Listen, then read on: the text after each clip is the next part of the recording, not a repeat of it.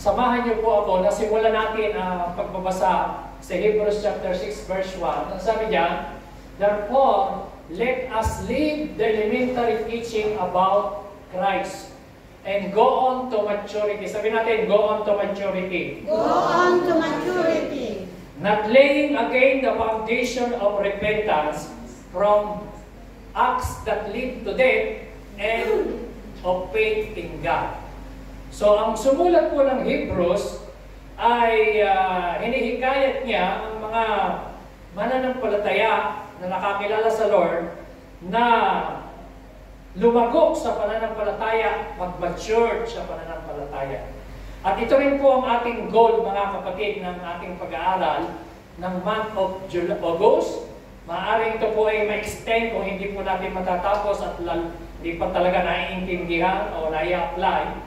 Pwede po natin ito extend sa susunod na buwan or another 3 months hanggang maintindihan po natin. Kasi po nakita ko na ang pag-aaral po ng maturity, ito po ay napakahalaga. Kapag hindi po ito natin naintindihan, nakuha, magiging problema po natin ito. Kahit saan tayo pumunta, ito ho ang karaniwan kung bakit nagkakaroon ng mga problema sa church because of immaturity.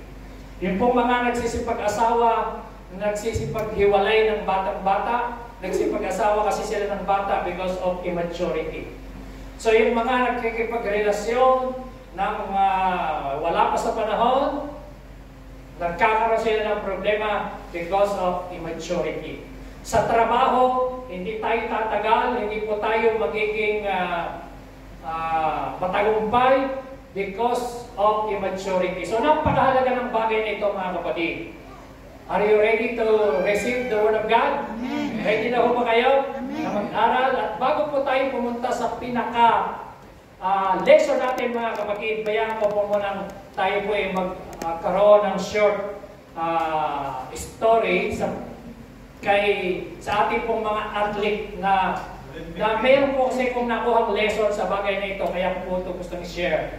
So ito po si Heidelin Diaz, siya po yung sa loob po ng 97 years ang Pilipinas, naghihintay na magkaroon ng gold sa pamamagitan po ng Olympic, hindi po tayo nakakakuha. So for the first time, ito pong si Heidelin Diaz, nung nagkaroon po ng Olympic Games sa Tokyo 2021, siya po yung first record na nagbigay ng karangalan sa Pilipinas na nakakuha po ng gold medal sa pamamagitan po ng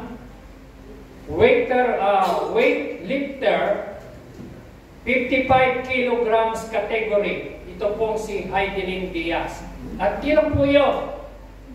Siya rin po ay nakapag-record. She also set an Olympic record with her combined weight total of 224 kilograms across 2 successful lifts. So yun po yung kanyang nagawa. At alam niyo po, nung pinag-aaralan ko po ito, nakita ko ang kanyang sekreto behind the success. Paano siya nagtagumpay? Sabi niya, I sacrificed a lot. I was not able to be with my mother and father for how many months and years. Then, of course, training was excruciating. Talagang napakatindi yung kanyang sakripisyo. Siya po wala sa kanyang mga nanay, mga tatay, buwan, taon, disiplina, sacrifice. Diaz said afterward, according to the Philippine Daily Inquirer, but God had a plan. Sabi natin, but God had a plan. So, sabi niya, merong plano ang Diyos sa kanyang buhay kung bakit siya ganun pala ang kanyang sakripisyo, ganun katindi ang kanyang training, ganun katindi yung kanyang oras na ginawa at ginugol. At alam niyo po nangyari, the gold medal contest came down to Diaz last lift thanks to a tight battle with China. Yung pong China Liao Qiyong, the world record, siya pong may hawak ng records na yon, ang holder, natalo niya. So mga kapatid, makikita niyo po itong si Heidelin Diaz, nakapagbigay ng karangalan sa Pilipinas, at siyempre ang kanyang goal, kaya siya siya nagsasakripisyo, nagtitraining, nagtitiis, nagdidisiplin sa sarili to win the prize. At to give honor sa ating bansa. So yun yung kanyang goal. So mga kapatid, hindi lang yun. At alam niyo po si Heidelin Diaz, ang napanalunan niya, total of mga $660,000 US, 35.5 million according po sa mga report. At alam niyo, pagkayari yan, dumami ang mga kababaihan na ang goal nila magbuhat ng weightlifting. Dahil po, siya po ay sumikat bigla. So mga kapatid, ano po ang lesson makikita natin yan? Bilang isang athlete, kailangan ng disiplina, kailangan ng sacrifice, kailangan mo ng oras, kailangan mo ng training. At bukod ko sa kanyang mga incentive na yan, ang dami pa niyang incentive na natanggap, meron pa siyang dalawang bahay na regalo sa kanya. At lifetime free flights, na regalo sa kanya. So mga kapatid, napakarami, kaya nga po, dumami ang nangarap na magbuhat. Mga kapatid, at ngayon ho, latest lang, ito pong si Carlos Yulo. Alam po natin, nanonood tayo ng news, mga kapatid. Amen ba? Amen. So, ano ho ang sikreto behind his secret? Alam po natin na meron din siya kahinaan, may problema siya sa kanyang magulang, pero hindi yung naging hadlang, hindi yung kanyang mga problema sa kapaligiran. Alam niyo po itong si Carlos Yulo, for the second time, ang bansang Pilipinas ay nakilala muli 2 beses na tumugtog sa Olympic, sa Paris Olympic ang lupang hinirang. So meron din nakakuha ng bronze, pero ang pag-usapan natin ay siya, nung pinag-aaralan ko yung istorya niya, sabi niya, 3 taon siyang nag-training. At bata pa siya, malingkit pa lang, 12 years old, siya po ay nagsisimula na ng training, discipline, sacrifice. So, ngayon ho, nakita po natin na nakamit niya ang tagumpay. Ito pong si Carlos Yulo. At nakikita niyo kung gaano karami yung blessing na bumuhos at dumating sa kanya, mga kapatid.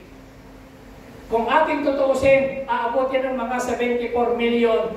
Iba pa yung bahay na regalo sa kanya at libreng mga buffet na pagkain na lawak. Napakarami pong mga gusto pang magpa-sponsor sa kanya ngayon. So mga kapatid, kung ating titingnan, nandun na siya sa tagumpay, pero yung behind the scene, behind the secret of his success, paano siya nakarating doon, yun ang tingnan natin, mga kapatid. Amen? Amen na ba? So dahil siya po ay disiplinado, dedicated po siya po ay determined, at siya po ay nagbigay ng matinding sakripisyo. Bata pa lang siya hanggang ma-reach niya ang kanyang pangarap. At anong pangarap niya? To win the prize. At magbigay ng glory o honor sa bansang Pilipinas. Kaya naman po nangyari ang kanyang pangarap. Amen? Amen. Pinarangalan po siya, nagkaroon po ng tinatawag na Heroes Welcome sa Manila sa kanya. Mga tao, mga kababayan niya, lahat, biglang sumikat siya. Lahat ng mga tao, maraming gustong magpa-autograph, biglang sikat. Lahat gusto siya interviewin. Nagiging guest siya sa mga TV show ngayon. At maraming mga interview. So mga kapatid, what's the point? Bakit natin pinag-uusapan yan? Kasi ito po ang sinasabi ng Bible. 2 Timothy chapter 2 verse 5. Sabi-sabay po natin basahin. Similarly, if anyone competes as an athlete, he does not receive the victor's crown unless he competes according to the rule.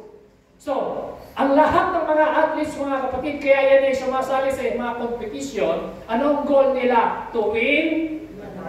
To win the prize.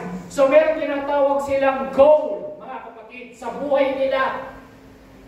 Hindi lang sila basta sumali, kailangan to win the prize. Ang masayang oras, doon nasa sila yung tinatawag at binibigyan na ng tinatawag na victor's crown. Amen? Nakakalimutan mo ng lahat ng iyong pagod, nakakalimutan mo lahat ng iyong sakripisyo, nakakalimutan mo lahat ng mga tiniis mo, pinagdaanan mo. Nakakalimutan mo kasi tatanggap ka na ng tinatawag na victor's crown. So kaya ang makikita yung pinakamasayang party nila ng Chile, tinawag na, tumugtog na ang lupang hinirang, binigyan na sila ng gold at ng crown ng kanilang pagkapanalo. So mga kapatid, yan po ang ibig kong ipakita sa inyo sa oras na ito, na dapat natin maintindihan. Lahat po tayo mga mananampalataya ay hinyaling tulad sa Bible na tayo po ay mga athlete. Sino naniniwala na ikaw ay hinyaling tulad sa isang atleta? Nasang kamay? Naniniwala ba kayo? Naniniwala ba kayo? So, ang isang athlete, mga kapatid, ay nabanggit po sa Bible na bilang atleta, ang sabi ng 1 Corinthians chapter 9, verse 25, athletes work hard to win a crown. Sabihin niyo po, athletes, lakas natin, athletes, work hard to win a crown. So, yung mga atleta, nagtatrabaho sila talaga. Sakripisyo. Alam niyo po, pinag-aralan ko yung kay Carlos Loyopa, yung pagkain niya, kontrolado, yung diet niya. Kung paano siya kumakain para manatili siyang malakas hanggang sa kompetisyon. Yung mga pagkain niya, nasa ayos lahat. Yung tulog niya, nasa ayos. Yung kanyang pinupuntahan, nasa ayos. Yung oras niya ng training, nasa ayos. So, lahat may tinatawag siyang discipline sa kanyang mga ginagawa. So mga kapatid, hinyaling tulad po ng Word of God, ang sabi po ng Word of God, ang mga athletes nag-work hard yan just to win the crown. Eh ano po yung crown? That cannot last.